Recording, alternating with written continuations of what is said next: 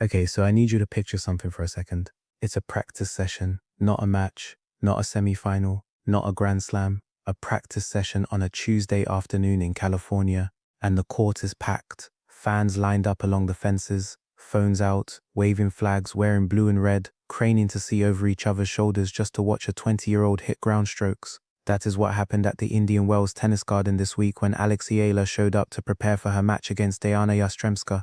They didn't come for the draw, they didn't come for the stadium seating or the big screens or the player introductions. They came for the practice, and that tells you something that no ranking number or tournament statistic can fully capture.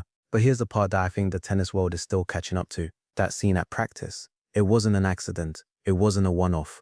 It's been happening at every single tournament she has played this year. And the question everyone from tournament directors to the WTA itself is quietly asking right now is, how big does this actually get? Let's talk about it. I want to start with a real picture of what's been happening, tournament by tournament, because I think when you lay it all out in sequence, the scale of it becomes clearer. At the 2026 Australian Open, Eala played her opening match on a court that quite simply was not built for the crowd that showed up. Tournament organizers had underestimated the demand. Hundreds of Filipino fans had traveled from across Australia and from beyond Australia to be there in person. The court was overwhelmed. The ticketing and organizational logistics had not accounted for this level of interest. It was, in the language of tournament management, a problem they were glad to have, but a problem nonetheless. Novak Djokovic, who has been around professional tennis for 2 decades and has watched more crowds than almost anyone alive, was asked about it directly. He didn't dismiss it or minimize it, he leaned into it. Having too much crowd in any tournament is a good problem to have, he said. Every tournament wants record-breaking attendance and ticket sales. I have been hearing in the past couple of years in most of the slams and tournaments, when Djokovic is taking note of your crowd situation, you've crossed the threshold. Then came the Middle East, swing Abu Dhabi, Doha, Dubai. Eala reached the quarterfinals in Abu Dhabi. She reached the quarterfinals in Dubai, where she knocked out Jasmine Palini, the world-known number 7, in straight sets before falling to Coco Gauff. At each stop, the Filipino community turned out. The atmosphere inside arenas became something different from what tournament staff were used to managing for that tier of event. And then Coco Gauff herself, the 4th seed in the world, one of the biggest stars in the women's game, a player used to being the person everyone came to see, was asked about the crowds at Eala's matches. You can hear it from the hotel, Gauff said. You can hear the crowd roaring, especially at night. It's incredible. That line stays with me. You can hear it from the hotel. That's not just passionate fans, that's a phenomenon. Let me give you some context on what Indian Wells actually is, because I think it matters for understanding the scale of what's happening here. The BNP Paribas Open at the Indian Wells Tennis Garden in Southern California is officially nicknamed the 5th Grand Slam. That's not a marketing slogan invented by the tournament. It's what players, coaches, and analysts have called it for years. The WTA itself describes it as historically the most attended tennis event outside of the 4 Grand Slams. The facility is genuinely spectacular. Stadium 1 seats roughly 16,100 people. That's comparable to the Arthur Ashe Stadium at the US Open. The grounds include multiple courts, practice facilities, restaurants, shopping, and a layout that encourages fans to spend the entire day. The California desert backdrop and the spring timing make it one of the most sought-after tickets on the professional tennis calendar. The top players in the world consider it a priority. It is not a small stage, it is the 5th biggest stage in tennis. And into that stage walks a 20-year-old Filipino girl as the 31st seed, the highest-ranked Filipino player in the history of this sport, making her first main draw appearance at this tournament.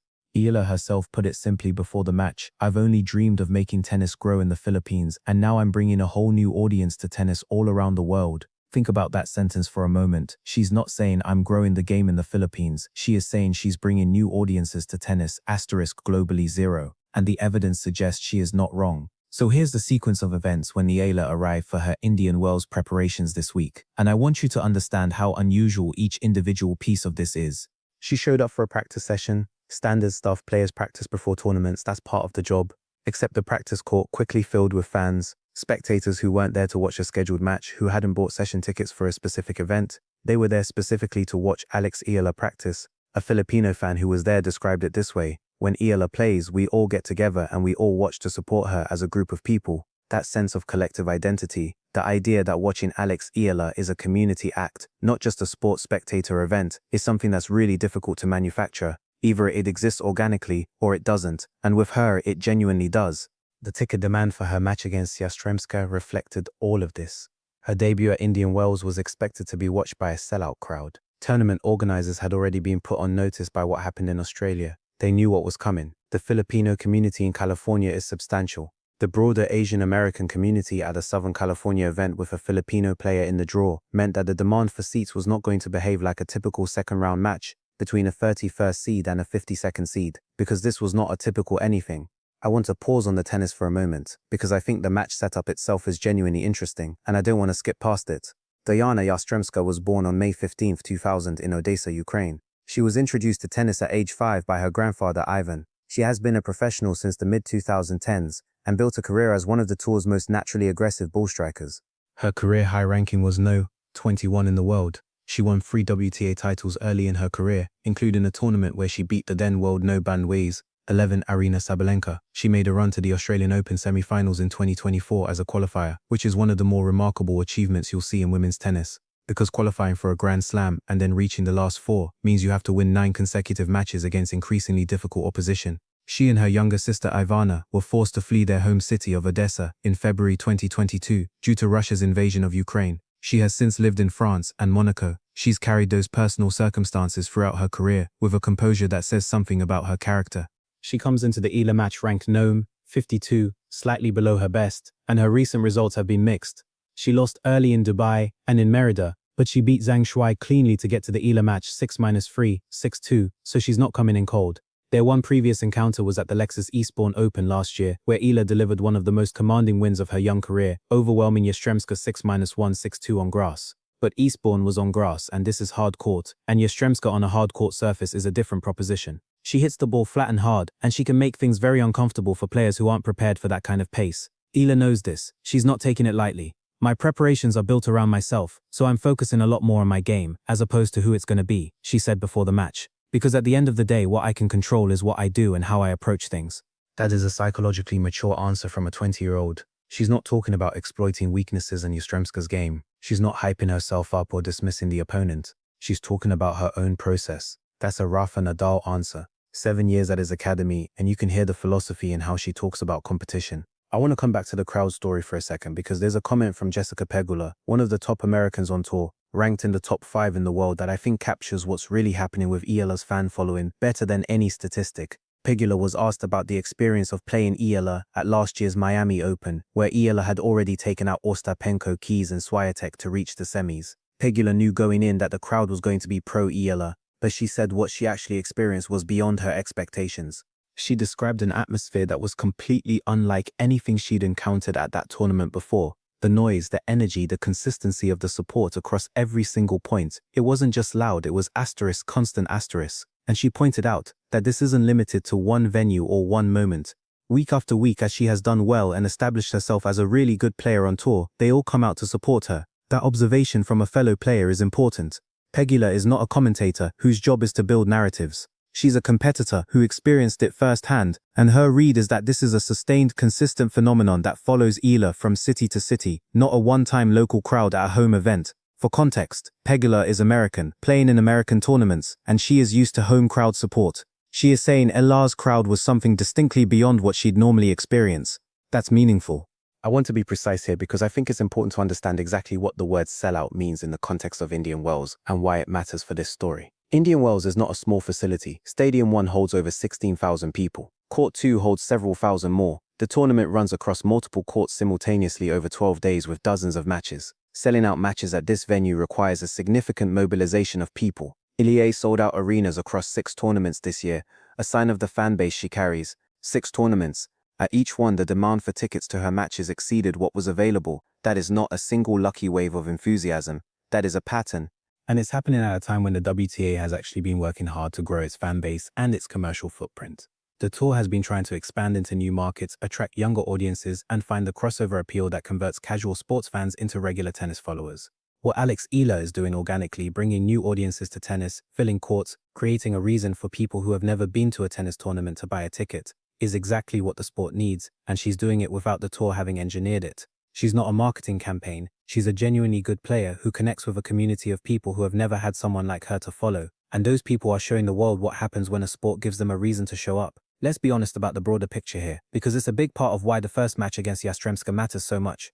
If Eala wins, she is set to face Coco Gauff in the 3rd round, the American 4th seed and one of the biggest names in the women's game. Gauff beat Eala convincingly in Dubai earlier this year, 6-0, 6-2. That was a reminder that there is still a significant gap between where Eala currently is and where the very top of the tour is. But a year ago, Eala beat Golf in Miami, so they have a history that goes both ways. And Golf has already spoken about Eala with genuine respect. I think she's an incredible athlete and an incredible person, Golf said recently. She's a role model for a reason.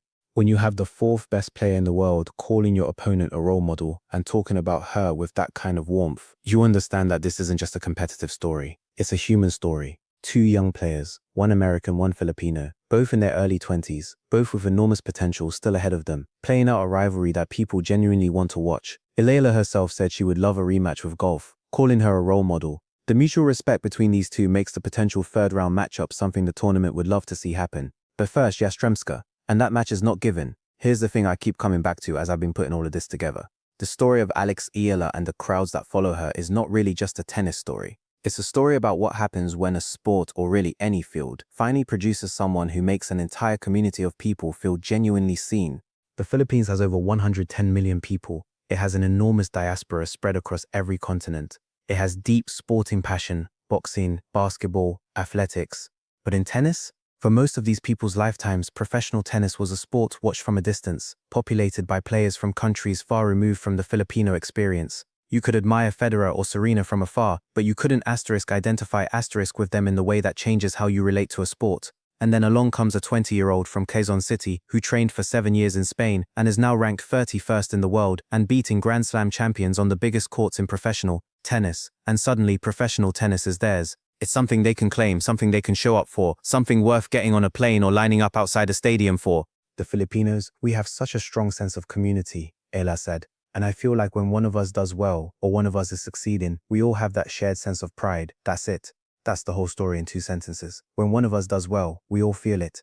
The WTA didn't create that. No marketing department engineered it. It emerged because a girl from the Philippines was good enough and dedicated enough and mentally strong enough to get to this level. And when she got here, the community was ready and waiting. The ticket prices and the sellout crowds and the practice sessions with fans lined up along the fence. That's just what it looks like when a community finally has someone to come out for.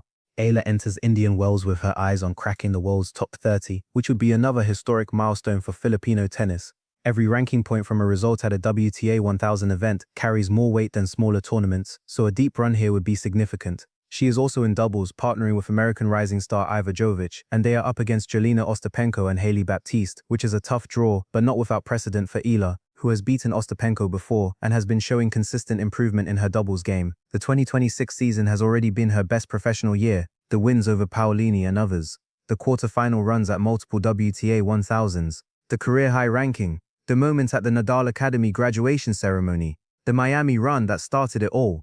But she'll tell you herself, and this is the part that makes people who watch her believe she's going to keep going, that none of this feels like a rival to her.